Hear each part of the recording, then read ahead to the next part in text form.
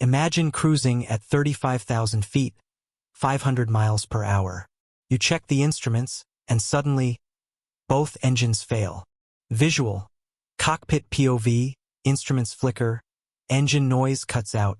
On paper, this is catastrophic. Modern airliners are designed to fly thousands of miles. But without engines, the plane is just a giant glider. Yet, history tells us this doesn't always end in tragedy. In 1983, Air Canada Flight 143 ran out of fuel mid-flight. Miraculously, the pilots glided the aircraft to safety. Visual. Archival photo of Air Canada Flight 143. But why can a fully loaded jetliner, weighing over 70 tons, stay in the air at all without power? And why is landing it safely so much harder than it seems? To answer this, we need to dive into the physics of lift, drag, and glide ratios, and the delicate engineering balance that keeps a plane in the sky even when the heart of its propulsion stops. The context, why gliding matters. Aircraft engines don't just propel a plane forward. They're the lifeline for altitude control, pressurization, and safety systems. Visual. Cutaway animation showing engines powering hydraulics and electrics. Losing both engines isn't just losing thrust. It's losing hydraulic power for flight controls, electric power for navigation and avionics, environmental systems like pressurization. Visual. Diagram showing engine-linked systems. So why do we even care about dead-stick flight? 2 reasons. Safety.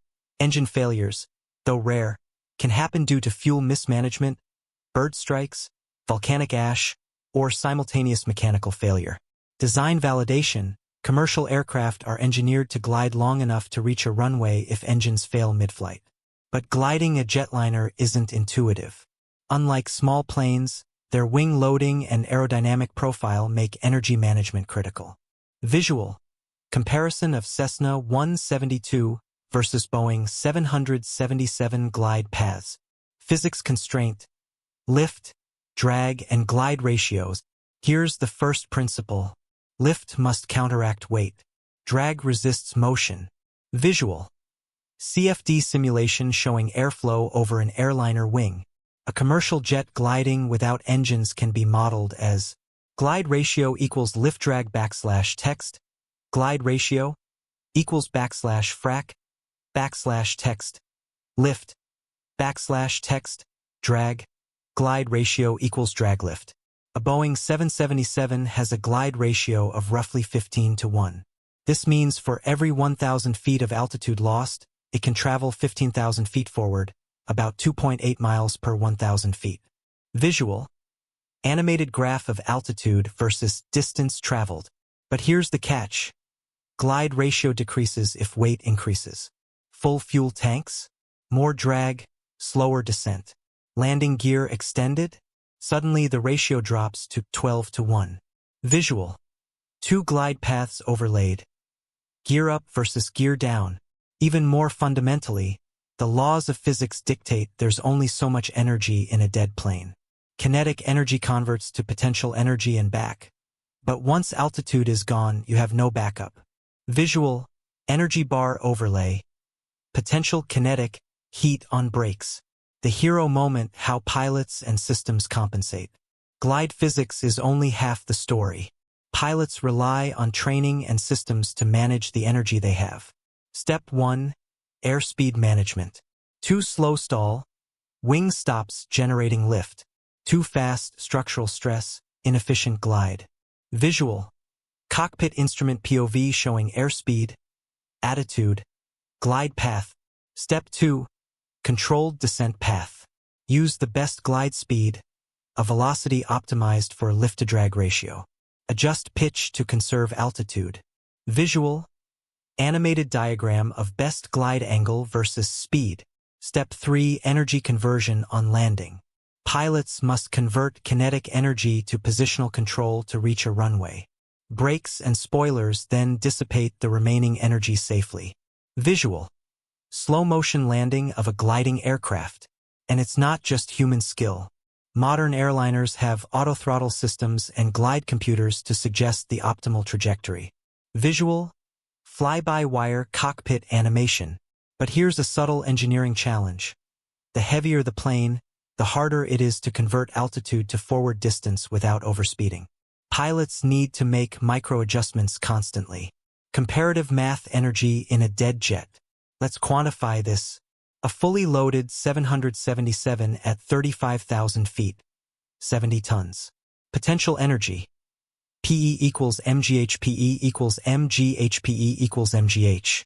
PE equals 70, 000 kg times 9.81 m slash s superscript 2 times 10.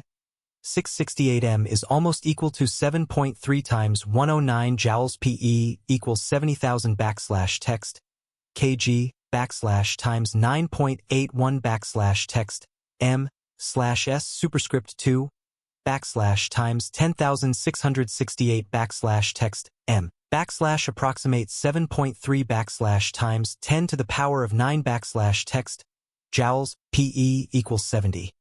000 kg times 9.81 m slash s superscript 2 times 10. 668 m is almost equal to 7.3 times 109 joules. That's enough energy to power 65,000 average homes for an hour. Visual, energy scale comparison. Jet versus city. All that energy is locked in the plane's altitude. The trick? It must be spent slowly, as lift opposes gravity but drag dissipates energy. Mismanagement, even slightly, can make the difference between reaching a runway or ditching. Debunking myths. Can you glide forever? 25:00, 28:00. There's a popular myth. If engines fail, pilots can glide indefinitely. Wrong. The laws of physics impose strict energy limits. No engines, no energy input. Drag continuously removes kinetic energy.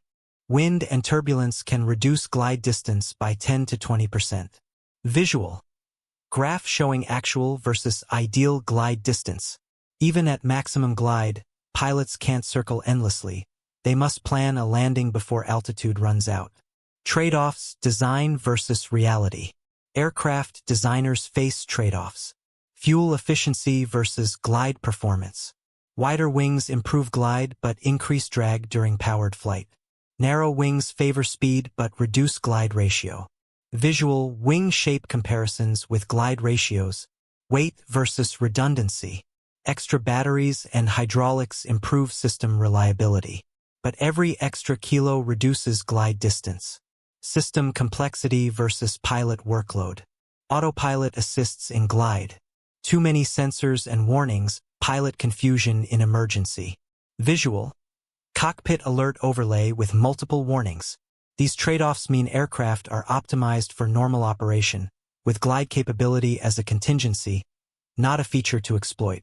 Historical case studies. Air Canada Flight 143, Gimli glider, ran out of fuel due to metric conversion error. Pilots glided 17 miles, landed safely on a former airstrip. U.S. Airways Flight 1549, Miracle on the Hudson, dual engine failure from bird strike. Glide into the Hudson River saved 155 lives.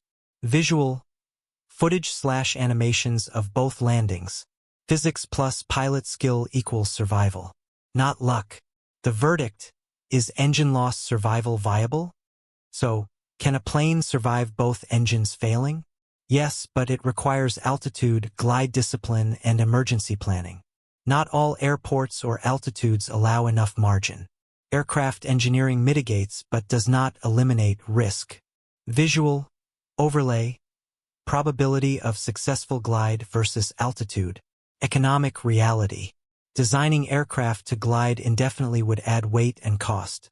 Instead, engineers focus on redundancy, reliability, and emergency procedures. Final thought. Nature versus ingenuity. 40:00, 42:00. In the end, a powerless plane is a stark reminder of limits. Gravity is non-negotiable. Drag cannot be ignored. Energy must be respected.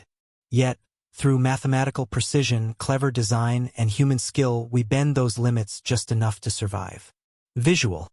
Slow aerial shot of a plane gliding at sunset. It's a testament to engineering. We can't defy nature, but we can understand it.